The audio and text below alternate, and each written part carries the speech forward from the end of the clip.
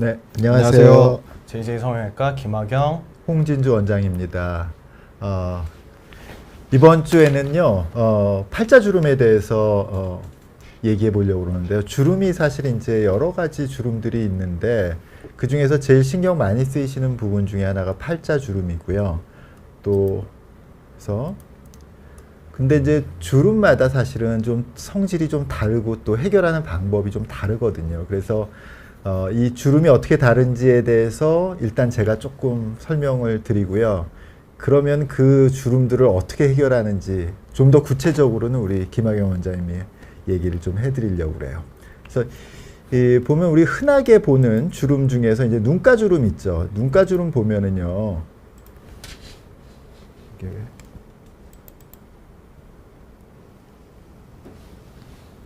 플레이가 안 되지.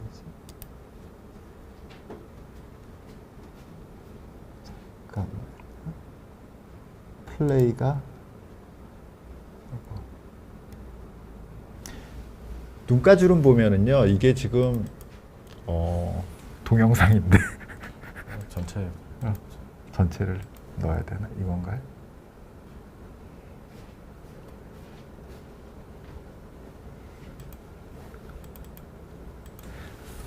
네. 발표자 보기를 아이고 여기 있다.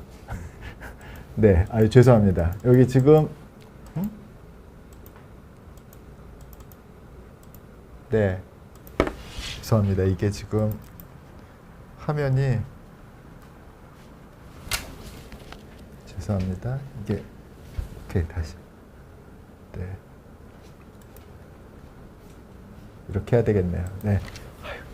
이거 하려고 이렇게 고생했습니다. 지금 보면 이렇게 눈가주름이 보면은 이렇게 움직이는 주름이잖아요. 이게 눈가주름이라는 거는 생겼다가 없어졌다가 이렇게 반복하게 되는 거잖아요. 계속 있는 게 아니고요.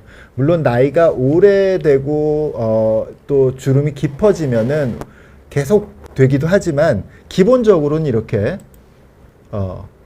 안윤근이라는 근육이 수축하면서 그 근육의 수직 방향으로 주름이 생기는 거잖아요. 이게 안윤근이 동그란 이렇게 바퀴 모양의 근육이 있고 그 근육이 쪼그라지면서 이렇게 수축을 하면서 이렇게 주름이 생기는 거거든요. 이렇게요. 예, 요 안윤근이 이렇게 있는 거죠. 예, 이렇게 눈가주름 같이 생겼다 없어졌다 하고 일정한 패턴을 가지고 움직이는 주름을 우리가 동적인 주름, 다이나믹한 주름이라고 얘기하죠. 사실 동적인 주름들은 많이 있죠. 반면에 이 팔자주름은 말이죠. 이렇게 인중은 이제 보면은 딱딱한 근육층으로 되어 있는 밀도 높은 조직이에요. 그리고 반면에 인중의 위쪽에 있는 이 볼살 말이죠. 볼살은 대부분이 지방으로 되어 있다고요. 이 지방으로 되어 있는데 시간이 지나면서 이 중력에 의해서 지방층이 아래쪽으로 내려오는데 그 아래쪽에는 딱딱한 인중이 있으니까 더 밑으로 내려가진 못하고 이 인중 경계선에 지방층들이 이렇게 두꺼워지는 현상이 생기는 거죠.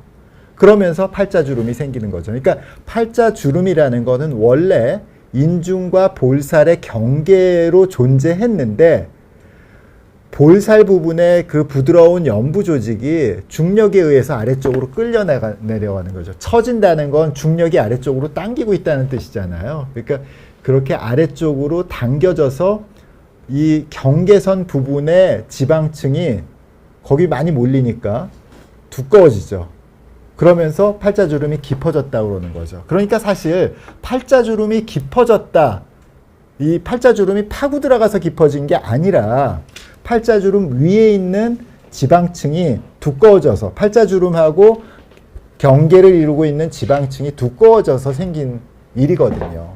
그러니까 바로 이 부분이 지속적으로 그러니까 이건 아까 눈가주름하고 달리 생겼다 없어졌다 그러는 게 아니라 그냥 가만히 있죠. 가만히 있어도 계속 있죠. 이걸 그러니까 중력에 의한 주름 또는 정적인 주름이라고 얘기를 하죠. 그래서 아까 그러니까 팔자주름은 정적인 주름 요소가 많은 거고 눈가 주름은 동적인, 그러니까 생겼다가 없어지는 그런 걸 반복하는 주름. 이 두 가지가 동적인 주름, 정적인 주름이 다르다는 거죠. 사실 이 팔자주름 중에서 이제 또 하나 이제 중요한 개념이 뭐냐면요. 이렇게 지금 보면 이 패딩처럼 이렇게 경계를 이루고 있잖아요. 경계를. 예. 우리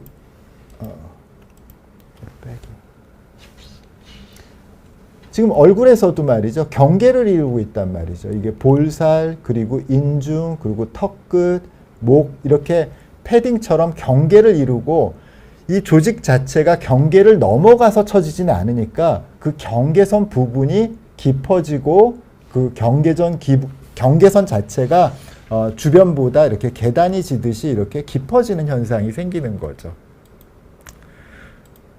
보통 우린 살쪄가지고 처지잖아요. 그러면 어떻게 처져요? 그냥 홀라당 이렇게 더 처지는 게 아니고 호빵처럼 처지는 게 아니라 이렇게 섹션을 나눠가지고 이렇게 지금 여기도 이렇게 마디가 있기 때문에 그 마디가 처지게 되는 거죠. 그러니까 우리 얼굴이 처지는 것도 마찬가지라는 거죠. 근데 이제 팔자주름이요. 이렇게 젊은 사람한테도 있단 말이죠. 근데 이 팔자주름이라는 건 아까 정적으로 중력이 잡아당기는 중력 주름의 성질도 갖고 있지만 팔자주름이 이렇게 우리가 인중 근육이 입술을 이렇게 끌어올리는 순간에는 인중 근육 자체가 볼살을 밀기 때문에 그 경계가 이렇게 뚜렷해지는 현상이 생기는 거죠. 보면 이 예쁜 아만다 사이프리드라는 배우, 이게 아마 20대 초반일 거예요. 예, 팔자주름 이렇게 깊어졌죠. 지금 입가에 뭐 이런 주름들이 있단 말이죠. 그리고 이마주름도 있고 미간주름도 있어요. 이게 지금 치료의 대상일까요? 치료의 대상이 아니란 말이죠. 이거는 생겼다가 없어지고 표정을 우리가 표현하기 위해서, 그러니까 우리 얼굴이 표정을 표현하기 위해서 자연스럽게 있는 현상이라고 할 수 있겠습니다. 네. 그래서 이런 부분을 이제 개선하기 위해서는 말이죠. 이런 눈가주름이나 미간주름을 주름같이 근육에 의해서 동적으로 생기는, 일시적으로 생기는 주름들은 사실은 대부분 개선할 필요가 없지만 이 눈가 같은 경우에는 이제 가장 효과적인 게 바로 보톡스죠. 또 이전에 미간주름 같은 거 이렇게 찡그리면 너무 이런 게 습관이 되면은 여기에 고정되는 주름이 빨리 생길 뿐만 아니라 뭐 본인한테도 별로 안 좋으니까 여기 이제 미간 주름 이렇게 많이 놓죠. 또 이마에도 놓고 이런 것들이 바로 다 보톡스라는 독소죠. 근육을 마비시키는 독소. 이런 근육을 마비시키는 독소에 의해서 근육을 마비시켜서 그러니까 근육을 마비시켜서 주름을 펴게 되는 건데 이것도 굉장히 여러 가지 조심을 해야 되는 거죠. 예를 들어서 말이죠.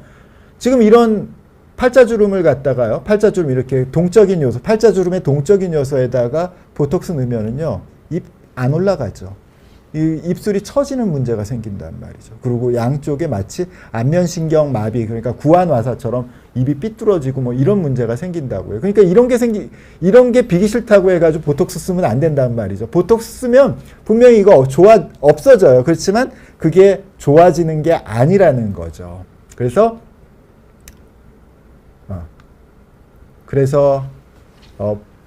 이런 이 동적인 주름과 우리가 개선해야 되는 정적인 주름을 구분해야 되는 거죠. 그러니까 대부분 사실은 우리가 시술이 아닌 시술이나 뭐 실리프팅 해서 이상한 모습이 되는 게요. 이런 팔자주름을 한 20대 뭐 한 중반만 돼도 말이죠. 내가 늙었다고 그러면서 뭐 리프팅 해야 되고 뭐 실을 넣어야 되고 이렇게 생각한단 말이죠. 이런 거는 그러니까 그런 이제 뭐 이런 데다가 이렇게 정상적인 동적인 주름에다가 불필요한 시술을 하게 되면 어떤 문제가 생기냐 하면 정상적인 동작을 못 하게 되고 동작이 왜곡이 돼서 마치 이상한 모습이 되는 거죠. 그래서 그걸 조심해야 된다는 거예요. 그래서 팔자주름 같이 이렇게 정적인 주름, 그러니까 중력에 의해서 처진 주름은 보톡스 같은 걸 넣으면 안 되고 동적인 주름이 아니니까 보톡스 같은 걸 넣으면 안 되고 리프팅을 통해서 개선을 해야 된다는 거죠. 그게 실이든 아니면 뭐 안면거상 같은 절개 리프팅이든 또 이제 물론 이런 경우에 이제 깊은 계단이 많이 지거든요. 특히 이제 팔자주름 같은 경우에 요 위쪽 부분 같은 데서는 리프팅의 그 타겟이 되기가 좀 어려워요. 그러니까 너무 이 사각지대에 있기 때문에 그런 부분에는 이제 지방이나 필러로 보충을 하는 경우도 있죠. 그렇게 그래서 팔자주름의 같은 경우도 가볍게 특히 초기 팔자주름들은 이렇게 필러에 의해서 개선을 하기도 합니다. 그런데 특히 팔자주름 주변에 필러를 이제 우리가 주입하게 되면 어떤 문제가 생기냐면요. 골짜기가 없어지는 건 좋은데 그 인중 주변에 그 치조골이라고 하죠.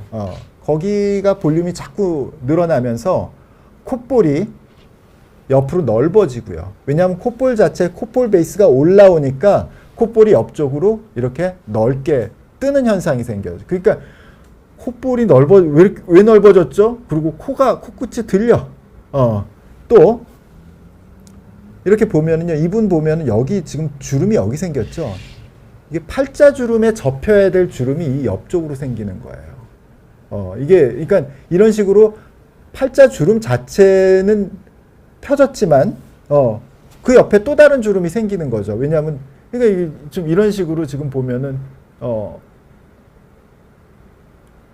이 너무 잘생긴 미키 루크 보면은 젊었을 때 오히려 팔자주름이 있죠. 이걸 억지로 없애려고 그러면 안 된다는 얘기. 그러니까 이게 웃었을 때 생기는 정상적인 팔자주름을 이게 나이 들어서 내가 늙어서 그런 거야 그러고 다 없애버리면 안 된다는 거죠. 그래서 이런 주름들, 여러 주름들이 있는데 그 중에서 없애야 되는 게 있고 정상적으로 그러니까 리프팅을 해야 되는 게 있고 뭐 보톡스를 맞아야 되는 게 있고 그냥 놔둬야 되는 그런 여러 가지를 우리가 잘 판단해서 시술을 해야 된다. 그런 얘기를 드리고 싶어요. 그래서 이런 주름들이 있고 이제 이런 특히 팔자주름을 어떻게 해결할 건지를 이제 김학영 원장님이 이제 설명해 드릴게요.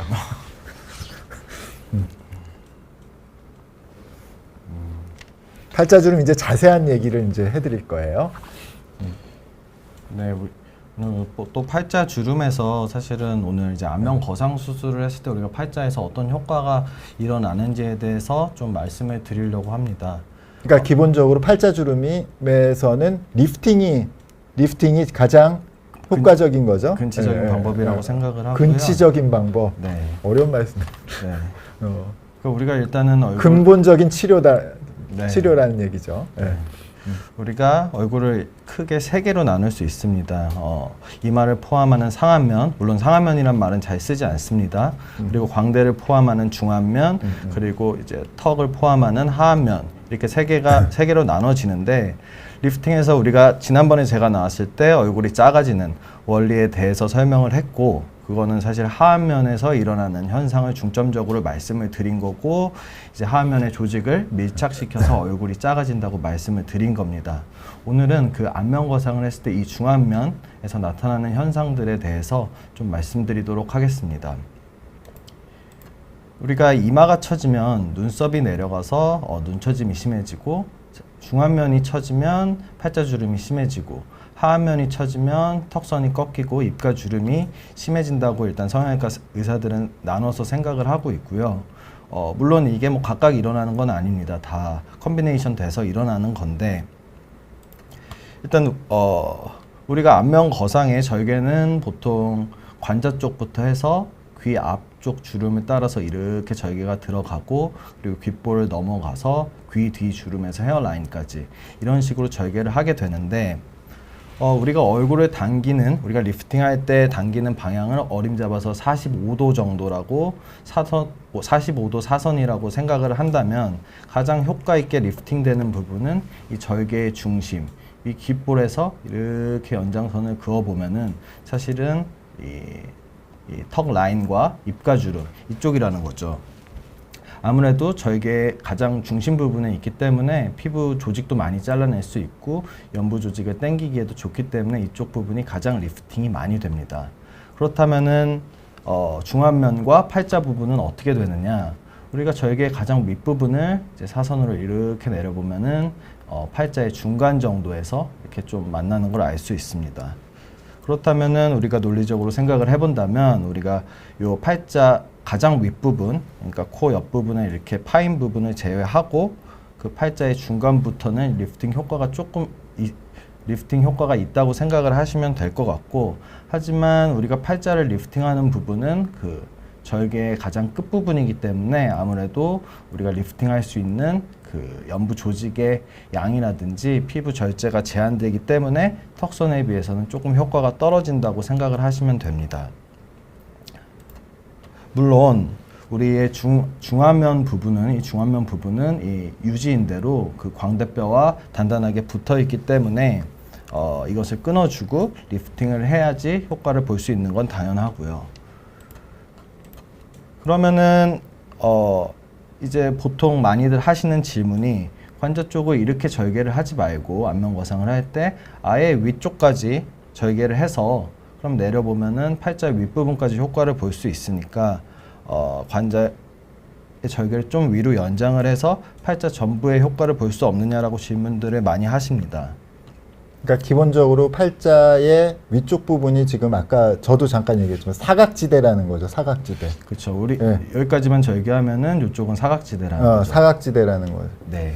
그 이제 더 연장하면 어떠냐? 절개를 이 위쪽으로 이렇게 더 네. 위쪽으로 더 연장하면 어떠냐? 네. 이렇게 절개를 해서 수술을 하는 방법도 있습니다. 그리고 이렇게 절개를 하면은 팔자 위쪽 부분까지 좀 더 팔자 주름에 효과를 줄 수 있고 이렇게 수술을 많이 하기도 합니다. 그런데 모든 환자를 이렇게 수술을 하지 않는데 그 이유는 동양인들, 특히 한국 사람들은 대부분 광대가 큰 얼굴형을 가진 경우가 많다는 거죠. 하안면부의 리프팅은 연부 조직을 하악뼈에 이렇게 딱 밀착시키면서 얼굴을 작아지는 느낌을 받는다고 한다면, 중안면부에 리프팅을 한다면 광대 아래로 처진 조직이 이렇게 광대로 회복되면서 오히려 광대가 커졌다는 느낌을 받는 경우가 종종 있다는 겁니다. 원래 실리프팅하고 나서 실리프팅 자체가 사실 중안면부 리프팅을 조금 포함하고 있는 거 아니에요? 그렇죠. 네. 그러니까 실리프팅하고 나서 광대 커졌다는 얘기를 많이들 할 수밖에 없고, 사실 안면 거상하고도 생길 수도 있는 현상이긴 하지만, 그러니까 광대가 너무 커서 사실은 그렇게까지 연장을 하면은 광대가 광대 쪽으로 살들이 많이 얹혀서 중안면부는 오히려 좀 얼굴이 커졌다는 호소를 하시는 경우가 종종 있다는 거죠. 그러니까 팔자주름 필에다가 얼굴이 너무 많이 커지는 그런 현상들이 이제 뜻하지 않는 불만이 생길 수가 있겠네요. 그래서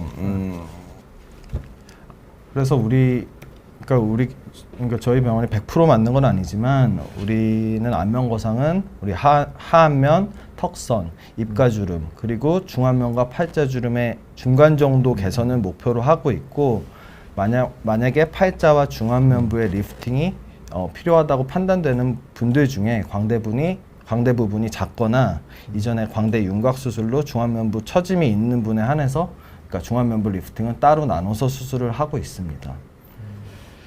그래서 우리 병원에서 많이 쓰고 있는 그 중안면부 리프팅 방식은, 일단 관자와 입안에 절개를 넣고 광대 쪽에 유지인대를 끊어준 후에 중안면부 리프팅 전용 엔도타인을 이용하여서 리프팅하는 방식을 많이 사용하고 있습니다.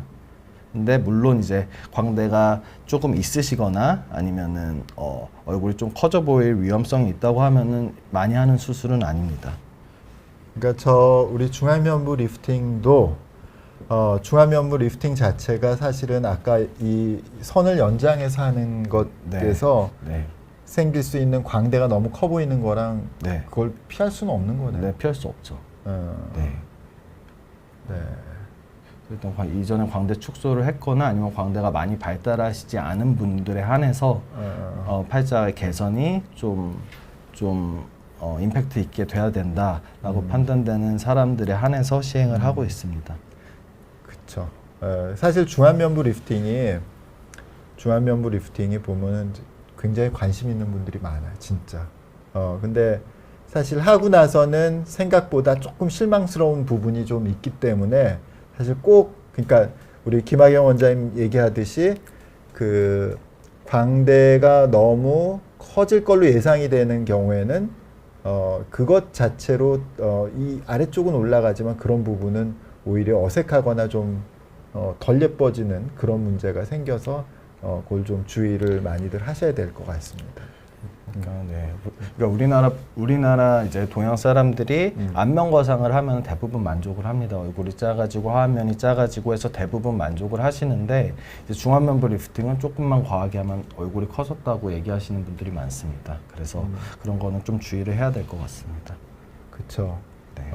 그러니까 우리가 안면 거상하는 게 그 주름도 주름이지만 네. 얼굴이 처진 얼굴을 밀착시켜서 작게 만드는 게 중요한데 그런 부분이 조금 이 중안면부 리프팅은 그런 그 리프팅을 하면 얼굴이 작아진다는 그 전체적인 그 우리가 상식에 조금 벗어나는 부분이 생긴다는 거죠, 그죠? 네. 네. 네. 그리고 뭐 또 다른 중안면부 리프팅 방식은 이제 네. 하안검 수술을 하면서 네.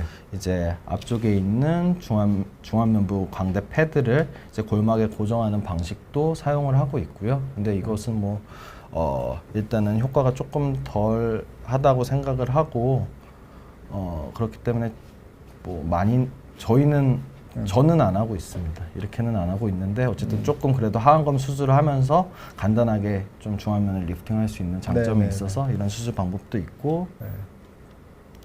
뭐 실리프팅으로 뭐 팔자주름을 필 정도의 중안면 리프팅은 효과가 좀 부족하다고 생각을 하고요.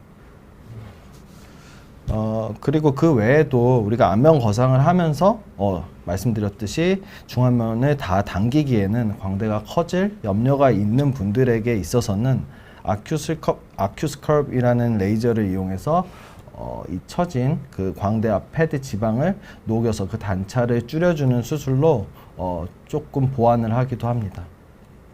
그렇죠. 사실 아까도 말씀드렸듯이 팔자 주름이라는 거는 이 주름 부분이 골짜기가 깊어졌다기보다는 주름의 위쪽 부분에 살이 두꺼워진 거니까 저렇게 그 팔자 위에 지방 흡입을 좀 정교하게 할 수만 있다면 네. 그 방법이 좋을 수 있죠. 그래서 지금 그러니까 그 대표적인 정교한 지방 흡입술 장비가 아큐스컬프 장비라고 이 레이저에다가 아니지 그 광 케이블에다가 레이저를 태워서 레이저를 실어서 이 깊은 살 속에 지방층에다 넣어서 그 지방을 줄여주는 방법이 되겠습니다. 그래서 저도 저 기계 보고 참 처음에 신기하다고 생각했어요. 우리 그 저기 집에 인터넷 보면은 광 케이블 있잖아요. 그 광 케이블 딱 그렇게 끊어지면 거기서 빛이 반짝반짝 나잖아요. 그 보신 분들 간혹 있을지 몰라요. 이게 케이블이 그 전깃줄이 아니라 딱 그 전깃줄을 우리 강아지가 물어 뜯어가지고 그게 딱 터졌어. 그런데 보니까 거기 빛이 이렇게 반짝반짝 있더라고요. 이게 진짜로 그 빛을 통하는 그 광섬유에다가 레이저를 실어서 우리 살 속 안쪽으로 피부 안쪽으로 넣어서 지방을 줄이는 그런 테크닉인데 벌써 나온 지가 벌써 한 20년쯤 됐죠. 지금은 그게 굉장히 안정적으로 사용하는 방법이라고 할 수 있겠습니다. 네.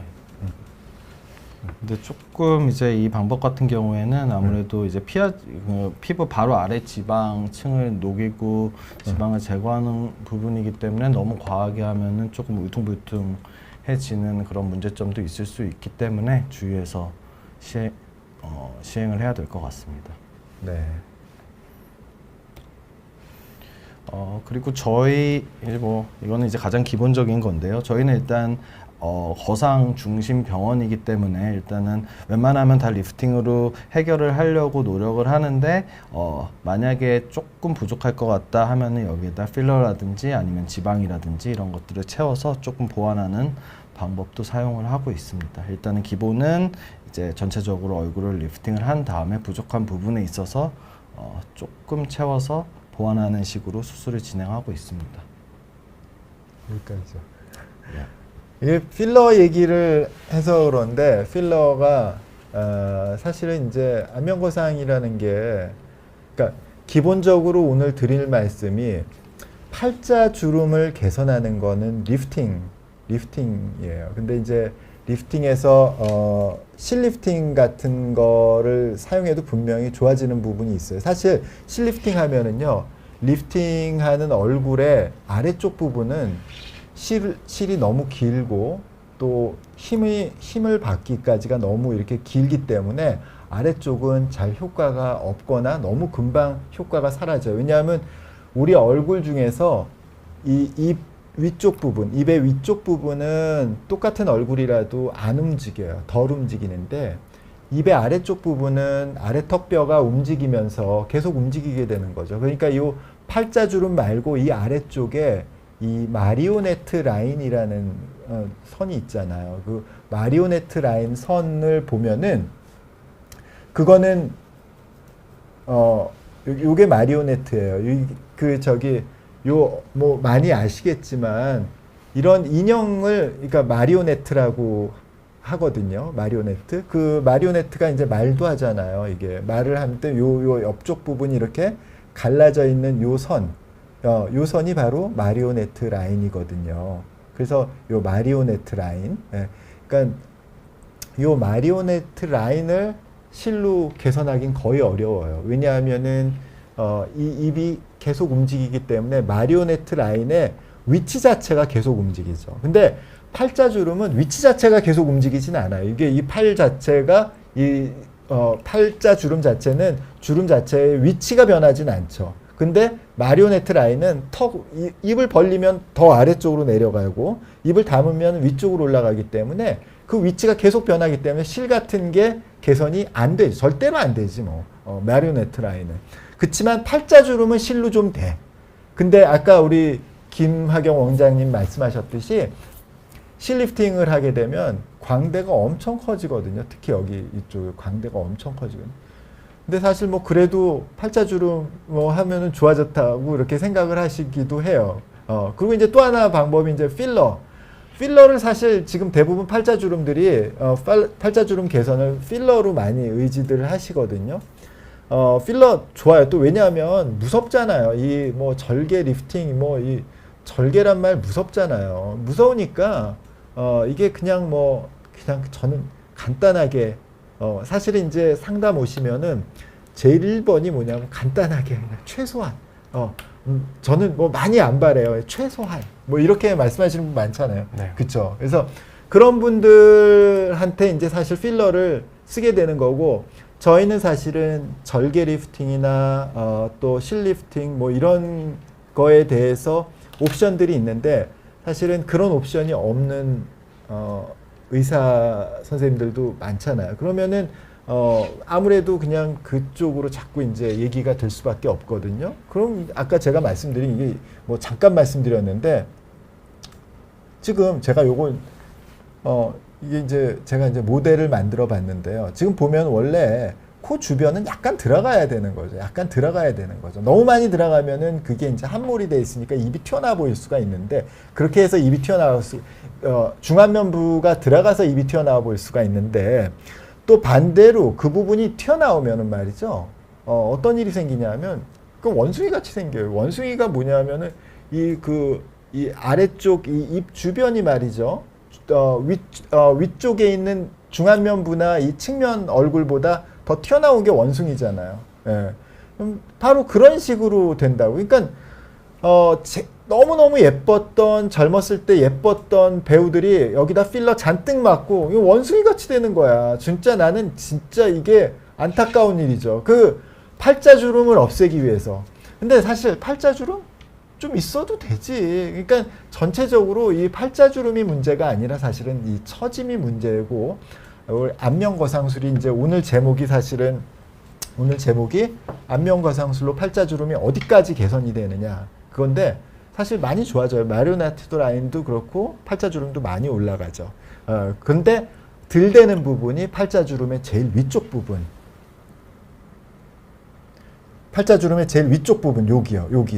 여긴 덜 돼요. 그래서 거기는 필러나 지방 주입을 조금 하게 되는 거죠. 아까 덜 되는 원인이 그 부분까지 많이 당기면 눈가가 올라간다든지 이 광대가 너무 불룩해진다든지 이런 일이 생길 수가 있어요. 그러니까 이런 일이 생길 수가 있기 때문에 그러지 않아야 된다는 거예요. 그러니까 사실은 자연스러운 걸 원하시면은 당연히 안면거상을 위주로 하셔야 되는데 무섭잖아. 저도 이해해요. 이게 무서우니까 이제 그런 거를 어쩔 수 없이 그런 효과를 가 있음에도 불구하고 뭐 그냥 뭐 근데 사실 뭐 안면거상 꼭 해야 되는 거 아니죠. 그렇지만 최소한 제가 이제 저희 방송에서 말씀드리는 건 안면거상 하시라는 얘기가 아니라 최소한 어색하게 해서 이상한 모습이 돼서는 안 되니까 그런 말씀을 좀 드리는 거죠.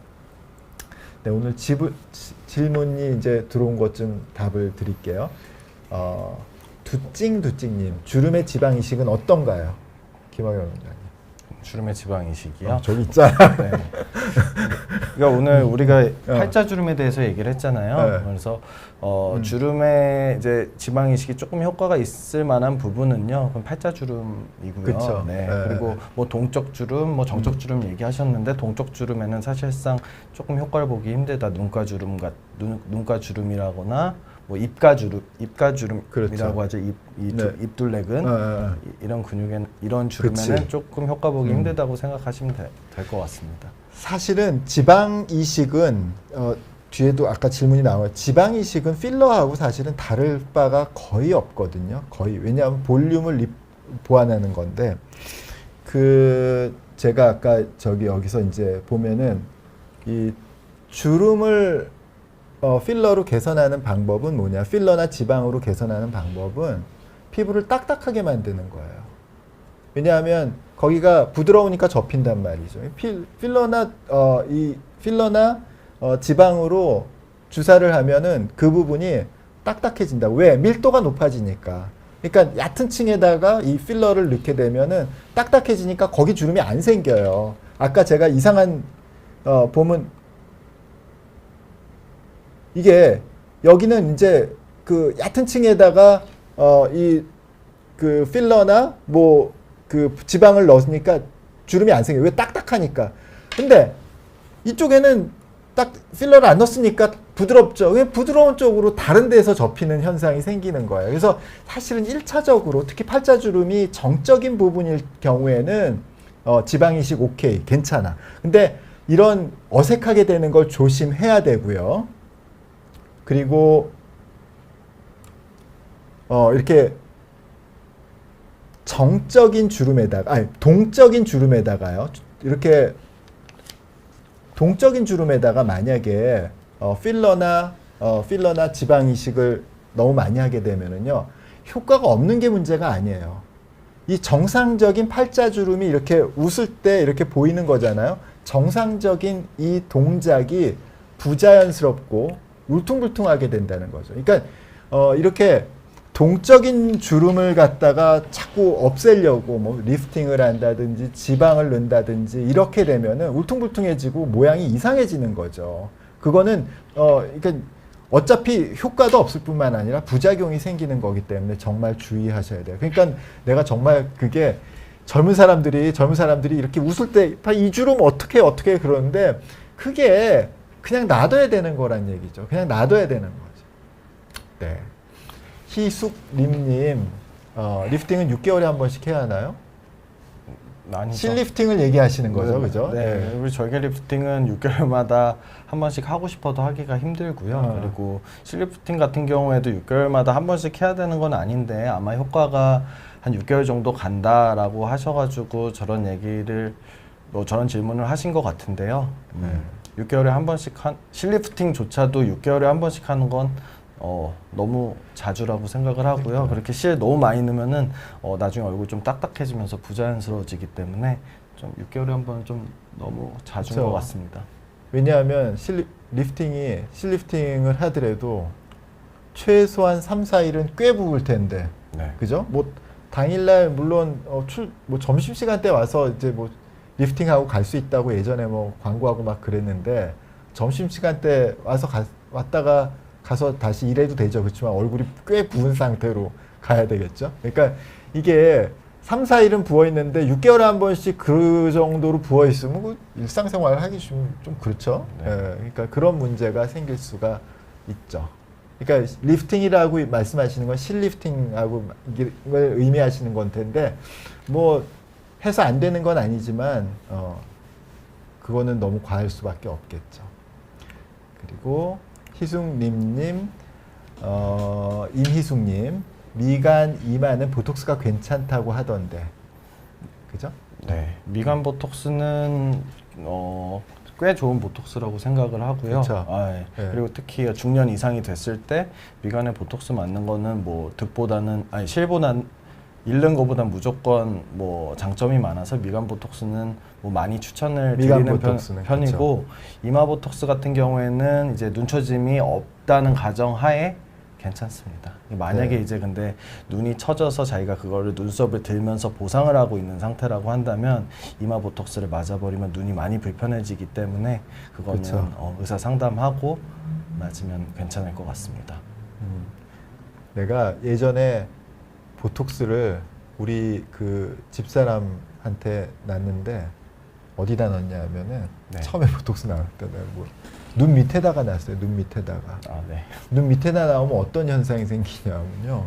눈 밑에 놓지 말라고 그러잖아요. 네. 그 어떤 현상이 나오냐 하면은 이 안윤근이 마비가 되는 거잖아요. 이렇게 안윤근이. 근데 보톡스는 마비했다가 바로 다시 좋아져요. 바로 다시 좋아지니까 뭐 금방 바로는 아니지. 6개월이지. 6개월 정도 있다가 좋아지는데 했더니 안윤근이 마비돼서 약하니까 지방이 이 안화 지방이 앞쪽으로 이렇게 볼록하게 내려요.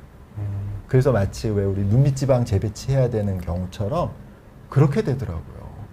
그래가지고 다시는 거기다가 놓으면 안 된다는 걸 알았죠.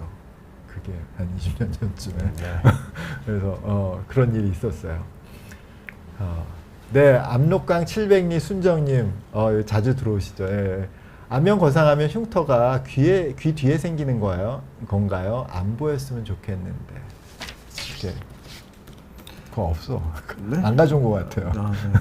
그 흉터. 그러니까 여기 있구나. 우리가 예, 예. 그러니까 흉터가 어디 생기냐면요. 네. 그러니까 이쪽은 안 보입니다. 관자 쪽 머릿속에 들어가 있어서 안 보이고 요 앞쪽 보이고요. 요 앞쪽 보이는데 이제 뭐 주름에 숨겨서 잘 안 보이는 거고 귀 뒤쪽 여기 귀 뒤 주름에 맞춰서 안 보이고요. 그리고 이제 헤어라인으로 넘어가는데 이 넘어가기 바로 사이 요 부분이 살짝 보이거든요. 그래서 흉이 요 부분이랑 요쪽 부분 이렇게 두 부분이 뭐 흉이 조금 보인다고 생각을 하시면 되고 이제 관자 쪽이나 헤어라인 쪽은 이제 다 머릿속으로 숨기기 때문에 안 보인다고 생각하시면 될 것 같습니다. 원래 김학영 원장님 수술한 건 보면 흉터 아주 좋아요. 근데 이게 기본적으로 사실은 우리가 나이가 한 45 넘어서 생기는 흉터들은 되게 잘 안 보여요. 그게 왜냐하면 흉터라는 게 피부하고 피부를 서로 이렇게 붙여서 잡아당겨서 붙여주는 거거든요. 그러니까 접착제 역할을 하는 거죠. 근데 피부가 젊은 사람들 같은 경우 이렇게 상처가 딱 나면은 팽팽하니까 양쪽으로 이렇게 벌어진다고요. 왜 우리 저기 탱탱한 수박들 이렇게 칼로 딱 자르면 이렇게 쫙쫙 벌어지잖아요. 그게 왜 그러냐 하면은 피부가 탄력이 그러니까 수박이 탄력이 있고 그 안쪽이 탱탱하기 때문에 그런 거잖아요. 근데 나이 드신 분들은 뭐 원하건 원치 않건 간에 그러니까 탄력이 떨어져 있기 때문에 이 흉터가 그 탄력이 떨어진 피부를 잡고 있는 흉터는 그렇게까지 많이 필요하지가 않아요. 그러니까 얇게만 만들면 되거든요. 그렇기 때문에 흉터가 그렇게 비후 커지거나 그럴 가능성이 거의 없고 어리면 어릴수록 흉터 가능성이 높죠. 그래서 제가 평균적으로 한 45이 넘은 분들은 이 안면거상 흉터가 거의 문제되는 것을 보지 못했어요. 그리고 또 하나는 흉터가 있긴 있죠. 근데 이렇게 귀라는 돌출부에다가 넣는 이유 중에 하나가 왜 우리 담벼락 밑에 담 밑에 건물 밑에 이렇게 보면은 항상 그늘이 져 있잖아요. 귀 주변도 항상 그늘이 져 있기 때문에 그 흉터가 잘 보이지 않아서 네, 당연히 안 보였으면 하죠. 다 700리 순정님 당연히 안 보였으면 하겠지만 자세히 보면 보이지만 이렇게 우리가 그냥 봐서는 거의 문제가 되지 않고 사실 안면거상술하고 물론 흉터에 대해서 고민하시는 분들이 있어요. 그렇지만 굉장히 그 비율은 다른 문제에 비해서 훨씬 더 적고요. 안면거상하고 나서 제일 불만은 아직도 주름이 남아있다. 왜냐하면 아까 제가 말씀드린 동적인 주름들이 남아있거든요. 생겼다 없어지는. 그러니까 아무리 정적인 주름을 다 없애더라도 동적인 주름들은 남아있기 때문에 그런 부분이 좀 불만족스러우신 부분이 있습니다. 이미숙님, 안면거상 기간은 얼마나 될까요? 안면거상 기간이라는 게 회복 기간. 회복 기간이요. 일본에서 오실까 생각하시는 거예요? 완전히 자연스러워지는데 저는 3주 말씀드리고요. 물론 한 일주일 지나면은 생활하는 데는 전혀 지장은 없습니다. 그러니까 가셨다가 일본 가시는 거 한 2주? 2주 있으면 갈 수 있습니다. 네, 갈 수 있는데 이제 다시 안 봐도 되죠, 사실. 그러니까 사람을 만날 정도로 그냥 자연스러워지는 데는 3주 정도 생각하시면 될 것 같습니다. 네. 그냥 멍 다 빠지고. 네. 두찡님, 볼살이 없는 팔자주름에는 그쵸? 실리프팅이나 거상이 효과가 크나요? 볼살이 없는, 그러니까 마른 분들 중에 있는 팔자주름. 네. 일단은 우리가 실리프팅이나 혹은 거상을 얘기할 때 살이 없고 피부가 얇으신 분들이 저는 효과가 더 좋다고 생각을 하거든요. 거상할 때. 네, 더 드라마틱하다고 생각을 하고 수술하기도 조금 더 편한 부분도 있고 하기 때문에 효과가 좋을 것 같습니다. 피부 얇고 살 없으신 분들이 잘 처지시고 주름도 조금 더 심하신데 했을 때 효과는 더 좋은 것 같습니다. 그렇죠. 얼굴에 살이 너무 많거나 아니면 피부가 두껍거나 이런 분들은 뭐 많이 당겨놔도 사실은 뭐 별로 차이 없다고 그러시는 분들도 있거든요. 근데 저는 이제 얼굴에 살이 없으시면 오히려 더 자신 있게 효과 좋을 거다라고 말씀을 드립니다. 맞습니다. 근데 사실은 살이 없는 경우에 실리프팅하면 좀 만져지거나 튀어나오거나 그런 일이 조금 있는 것 같더라고요. 그래서 이게 살이 그러니까 사실 실리프팅도 좋은 방법이에요. 특히 팔자주름 같은 이 얼굴의 위쪽 파트를 개선하기. 아까 또 말씀드렸듯이 아래쪽에 마리오네트 라인 같은 부분은 그런 부분은 좀 멀어서 잘 안 되지만 위쪽 부분은 효과가 좋은데 이게 볼살이 없다는 거는 기본적으로 이 연부 조직이 두껍지 않다는 말씀이신데 그 경우에는 조금 실이 만져지거나 실리프팅 이렇게 이물감이 들거나 그럴 가능성이 조금 더 높겠죠. 예. 그리고 은정님, 안면거상 많이 아프겠죠. 그러니까 뭐 사실은 어떻게 하나도 안 아프겠어요. 분명히 뭐 조금 아프시겠지만 사실은 이게 통증이 주된 건 아니고, 네, 답답함이죠. 답답함, 예, 이게 압박하고 있을 때. 예. 그러니까 사실은 이게 이런 뭐 쌍꺼풀 수술도 마찬가지고 코 수술도 마찬가지고 받으신 분들은 각각 개인적으로 각각 독특한 그러니까 각각의 경험하시는 게 다 다르잖아요. 예, 조금씩이라도 다르죠. 어떤 분들은 코 수술하고 많이 부었고 어떤 부분은 적게 부었고 또 뭐 미간이 많이 분 경우도 있고 뭐 쌍꺼풀도 마찬가지고 뭐 여러 가지 이제 사실 그 회복 과정에서 겪는 고민들이 있으시잖아요. 근데 안면거상의 경우에는 공통적으로 통증을 호소하시는 분들은 없진 않죠. 그렇지만 그렇게 훨씬 굉장히 작은 비율이죠. 연시은님, 어머님께 어머니께서 안면거상 목거상을 하셨는데 볼은 다 꺼지고 목은 칼처럼 수술용이 크게 남으셨어요. 목에 수술 자국은 레이저 치료하면 괜찮아지실까요? 목의 수술 자국 어디를 말씀하시는 걸까요? 목 이쪽 아니면 목 아래쪽을 얘기하시는 것 같은데요. 지금 그러니까 얼마나 수술하고서 지나셨는지는 모르겠지만 보통 흉 같은 경우에는 한 6개월 이상은 지켜봐야 되기 때문에 만약에 그 안쪽 수술한 지 6개월 정도가 안 됐다고 한다면은 조금 더 지켜보시면 될 것 같고요. 레이저 같은 거 조금 도움이 돼서 저희도 하고 있습니다. 제가 좀 전에 말씀드린 거에 정면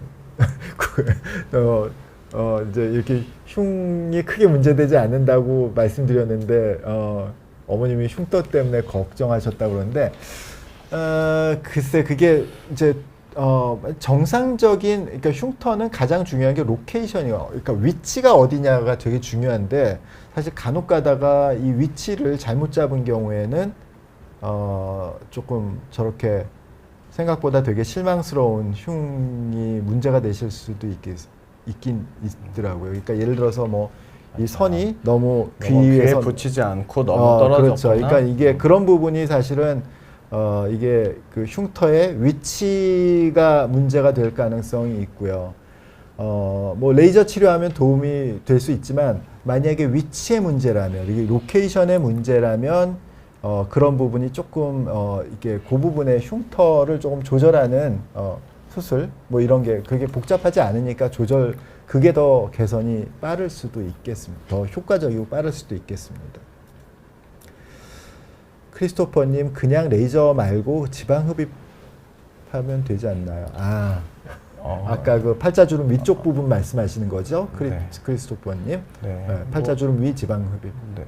네, 근데 이게 팔자 위쪽 부분이 그러니까 저도 예전에는 그냥 레이저로 녹이지 않고 지방으로 물리적으로 좀 뽑으려는 시도를 해 봤었는데 그렇게 하면은 일단은 말씀하신 것처럼 정교하게 좀 지방 흡입이 안 되는 부분이 있고요. 좀 아무래도 좀 지방 흡입을 하면서 얼굴에 트라우마를 주기 때문에 얼굴이 좀 울퉁불퉁해지는 그런 부작용이 있을 수 있어서 얼굴 쪽에 지방 흡입은 레이저로 좀 녹이고 좀 정교하게 하는 게 더 도움이 될 것 같습니다.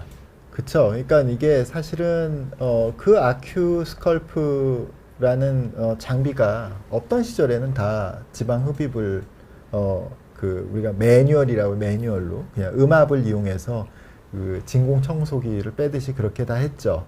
사실 이제 엄밀하게 얘기하면 그 아큐 스컬프는 흡입이 아니죠. 그러니까 녹이는 거죠. 그 부분에 녹여서 그 안쪽에서 그냥 흡수되도록 만들어주는 거거든요. 지방 세포를 터뜨려서. 그러니까 사실은 뭐 그거는 뭐 지방 흡입을 해도 되고 레이저도 해도 되지만 뭐 이 좋은 장비가 나왔으면 그걸 쓰는 것도 그렇게 이게 그만큼 이제 진보니까 그렇게 하는 것도 좋으리라고 생각되고 뭐 그냥 뭐 매뉴얼로 그냥 지방 흡입하는 것도 가능하죠. 네. 구름님 팔자에 필러를 맞았더니 여드름이 자주 나요. 몇 년 전 턱에 맞았는데 아직도 여드름이 계속 나는데 그럴 수 있나요? 원래 턱에는 진짜 뭐 나본 적이 없는데요. 그러니까 여드름이 자꾸 난다고요? 필러를 맞았는데 어떻게 생각하세요? 제가 이거를 뭐 의학적으로 왜 그런지 사실 정확히 모르겠는데요. 이런 분들이 꽤 있습니다. 아, 그래요? 네, 특히 턱 필러 맞고서 턱에 여드름 자주 나신다는 분들이 있거든요. 턱구 필러. 턱 필러 맞고 턱에 여드름 자주 나신다는 분들이 있는데 저는 그럴 경우에 그냥 녹이라고 말씀드리거든요. 네. 이게 사실 뭐 되게만. 그래요? 네. 내 뇌피셜인데 네. 그러니까 밑에서 필러를 넣게 되면 그 피지선의 볼륨이 좀 용량이 줄어들지 않겠어요? 그러니까 조금만 문제가 생겨도 뭐 여드름 생기고 그런 거 아닐까요? 그건 뇌피셜이에요. 네. 네. 그러니까 뭐 근데 사실은 그게 뭐 크게 문제는 아닌데 너무 자주 생기면은 녹이는 게 낫다. 저는 그렇게 추천드립니다. 그쵸. 사실은 그게 다른 염증으로 더 큰 염증으로 갈 수도 있으니까 사실 필러라는 거는 주사를 하지만 그거는 약이 아니라 보형물이잖아요. 그죠? 이거 거기도 뭐라고 돼 있냐면 수복제. 그러니까 제품할 때 제가 아니라 재질할 때 제 써요. 그러니까 자의를 쓰죠. 그게 무슨 뜻이냐면 그거는 머터리얼이란 뜻이죠. 약이 아니라 무슨 구충제, 뭐 항생제 같은 그 제자 쓰는 게 아니라 수복제. 이 재료라는 뜻의 그 재료를 쓰거든요. 그 제자를 쓰거든요. 그러니까 이게 바로 이 필러라는 건 약이 아니라 보형물이기 때문에 만약 염증 생기면은 보형물이라는 건 항상 그 염증을 좀 악화시킬 수 있기 때문에 좀 그런 부분에서는 좀 녹이는 게 나을 수도 있죠. 네. 크리스토퍼님, 필러와 지방은 완전히 다른 것인가요? 지방은 팔자주름의 효과가 크지 않다고 하던데요. 필러와 지방 완전히 일단 다른 건 맞죠. 완전히 그쵸? 필러는 합성 물질이고 지방은 자기 몸에서 뽑아서 분리를 한 거기 때문에 완전히 다른 건 맞고요. 물론 이제 저희가 생각하는 거는 지방을 이제 넣었을 때 이제 생착률을 생각을 하는 건데 일단 팔자주름 같은 경우는 이제 움직이는 부분이기 때문에 이제 앞광대라든지 뭐 딴 데 이제 정적인 부분에 이식할 때보다는 생착률이 떨어지는 건 어느 정도 맞는 얘기인 것 같고요. 네. 근데 다만 이제 장단점이 있습니다. 필러는 사실은 이제 없어지지는 않으니까 일단은 녹이기 전까지는 그래서 그 볼륨을 유지해주는 장점이 있지만 조금 더 부자연스러워질 가능성이 있다고 생각을 하고요. 지방 같은 경우에는 움직이면서 자연히 조금 볼륨이 로스되면서 좀 자연스럽게 팔자주름을 개선하는 데는 지방이 좋다고 생각하기 때문에 그거는 이제 상담하고서 결정을 보통 하는 편입니다. 네. 오늘 굉장히 많이 들어오셨어요. 이 팔자주름에 대해서 관심이 진짜 많으시다는 거죠. 이 팔자주름이라는 게 사실은 굉장히 많은 분들이 관심을 갖고 있는 그런 부분인데 사실 오늘 질문이 다 답하지 못한 질문들이 있는데 그거 다시 정리해 가지고 내일 게시판에 올리겠습니다. 다음번에 더 좋은 주제 가지고 준비해서 찾아뵙겠습니다. 감사합니다. 감사합니다.